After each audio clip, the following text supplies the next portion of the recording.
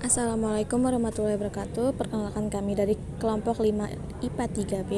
Di sini kami akan membahas tentang masa pemerintahan Presiden Soeharto, mulai dari biografi, kebijakan, dampak positif dan negatif, serta pembangunan yang dihasilkan beliau.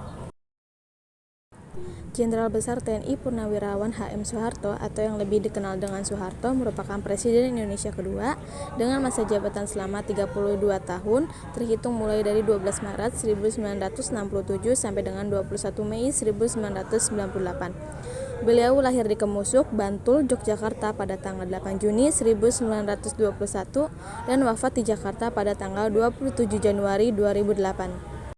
Dan kebijakannya sebagai berikut. 1. Swasembada beras. Soeharto sukses melaksanakan program swasembada pada tahun 1984 karena berhasil menjaga ketahanan pangan. 2. Program KB, dua anak cukup merupakan jargon dari BKKBN. Program KB yang dirancang Soeharto sukses sejak tahun 1980. 3. Sekolah Inpres. Pada periode pertama, beliau membangun 6.000 SD, kemudian 22.000 gedung SD pada 1982 sampai 1983, dan periode 1893 sampai 1894 tercatat 150.000 unit SD Inpres. Dampak positif dan negatif di era Orde Baru. Yang pertama ada dampak positif. Yang pertama, masa pemerintahan yang lama membuat pembangunan menjadi berkesinambungan.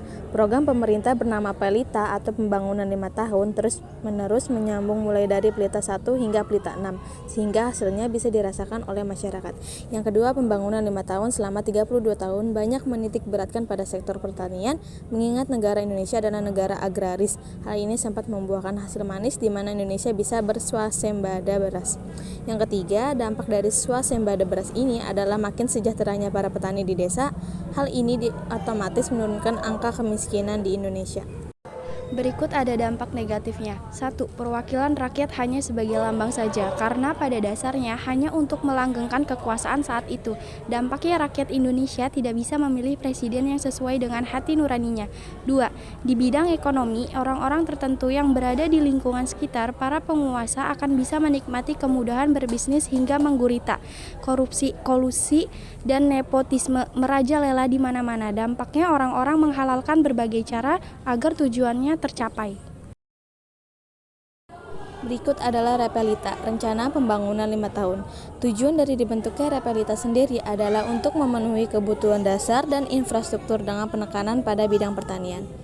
Yang pertama, Repelita 1.